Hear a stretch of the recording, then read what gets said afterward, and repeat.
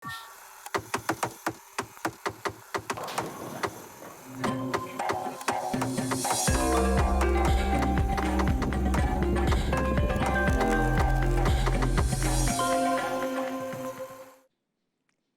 tengah hari dan salam sejahtera. Bersama saya Marzela Sigai, ini Ringkas TVS edisi 5 Februari 2021. Baik, kita mulakan dengan perkembangan ini. Pasukan keselamatan akan dibekalkan drone serta kenderaan untuk memantau pergerakan komuniti dengan lebih berkesan. Ia merupakan antara usaha untuk mengekang penularan COVID-19. Ketua Menteri Datuk Patinggi Abang Johari Tun Openg berkata, penyediaan aset tersebut bagi memudahkan pasukan keselamatan berhubung lebih cepat berkenaan masalah COVID-19.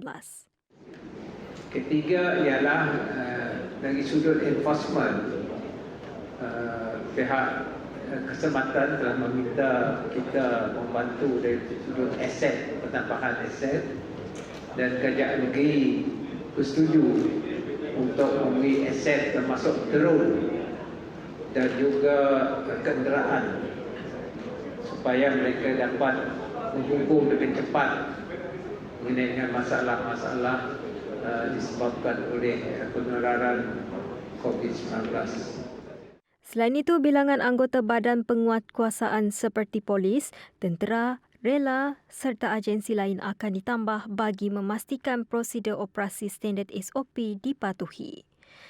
Tegas beliau, masyarakat perlu memiliki disiplin yang tinggi untuk memutuskan virus COVID-19 yang semakin menular. Bantuan akan disalurkan kepada masyarakat yang terjejas melalui Jabatan Kebajikan Masyarakat JKM. Dalam pada itu, Abang Johari turut menzahirkan penghargaan kepada Jawatan Kuasa Pengurusan Bencana Negeri JPBN Sarawak dan petugas barisan hadapan yang sentiasa berusaha memerangi COVID-19.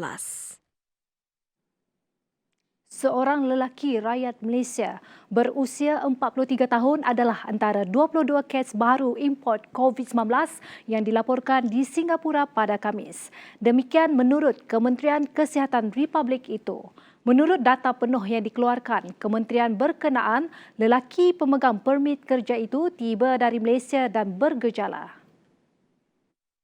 Setakat ini, tengah hari Khamis, tiada kes baharu jangkitan tempatan dilaporkan di Singapura. Semua kes baru merupakan kes import menjadikan jumlah keseluruhan kes 59,624. Daripada 22 kes baharu yang diimport, 19 adalah tidak bergejala manakala 3 didapati bergejala. Kes import lain adalah dari India, Indonesia, Jerman, Jepun, Nigeria, Filipina dan Emirat Arab Bersatu. Seorang lelaki warga Singapura berusia 56 tahun yang pulang dari Malaysia juga merupakan antara kes import bergejala. Seramai 23 sukarelawan mendaftar serta memberikan kebenaran untuk menjalani ujian klinikal bagi vaksin SARS-CoV-2 dari China dan 2 daripada mereka telah menerima suntikan pada Khamis. Perkara itu didedahkan oleh Pengarah Kesihatan Negeri Dr. Chin Sing Hing. Beliau berkata ujian klinikal bagi vaksin baharu telah dilakukan di 9 pusat di seluruh negara termasuk Hospital Umum Sarawak. So far, only 23 have actually signed the consent, and until yesterday, and also two were given the injection yesterday. So the process is still ongoing. So those who have registered, I think they will be contacted, screened, and so on. So once they are consented, then they were given the time when to come for the injection and so on. After that, there will be follow up for 13 months. All right. Walau bagaimanapun, tambah beliau, vaksinasi bagi vaksin Pfizer-BioNTech akan bermula akhir bulan Februari ini yang membabitkan petugas barisan hadapan di Sarawak.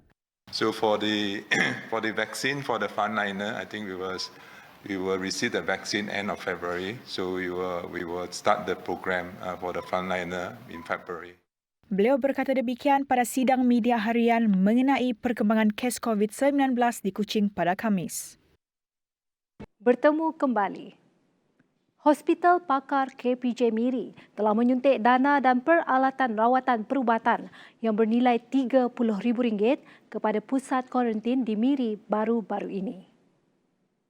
Pengurus Besar KPJ Miri, Dennis Saving Boniface berkata, sumbangan yang disalurkan itu merupakan tanggungjawab sosial korporat CSR hospital itu untuk melandaikan lekuk penularan jangkitan COVID-19 di negeri ini. Dalam pada itu, katanya lagi, ia sedikit sebanyak mengurangkan beban penjagaan kesihatan awam dengan memberikan sokongan yang mencukupi untuk pemeriksaan COVID-19 dan rawatan kesihatan. Hujan lebat yang turun sejak semalam mengakibatkan beberapa kawasan dinaiki air dan penduduk terpaksa dipindahkan ke Pusat Pemindahan Sementara PPS. Sehingga jam 8 pagi tadi, 18 PPS dibuka. Antaranya 4 di daerah Serian, 2 di Samarahan, Simunjan 4 dan Tatau 1. Jawatan Kuasa Pengurusan Bencana Negeri JPBN Sarawak dalam kemas kini maklumatnya pagi ini memaklumkan seramai 985 mangsa daripada 321 keluarga telah dipindahkan. Proses pemindahan penduduk yang terjejas dibantu oleh Jabatan Bomba dan Penyelamat Malaysia JBPM dan Angkatan Pertahanan Awam Malaysia APM. Acara kemuncak lawatan rasmi Tan Sri Muhyiddin Yassin ke Indonesia pada Jumaat adalah mesyuarat empat mata antara Perdana Menteri Malaysia dan Presiden Indonesia Joko Widodo. Mesyuarat secara bersemuka itu akan berlangsung di Istana Merdeka, Jakarta.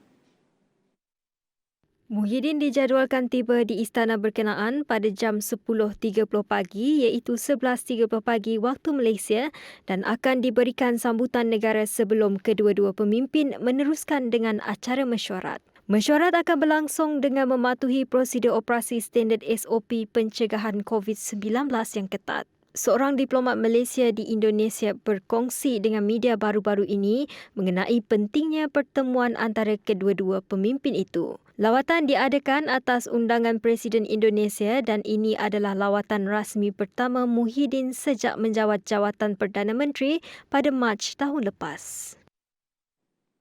Itu sahaja buat masa ini. Ingat, peperangan kita belum selesai. Jaga penjarakan fizikal anda dan patuhi SOP yang telah ditetapkan. Pada musim banjir ini, anda dinasihatkan untuk terus mengamalkan langkah berjaga-jaga dan ikuti perkembangan banjir di kawasan masing-masing. Saya Marzela Sigai untuk TVS. Salam hormat dan jumpa lagi.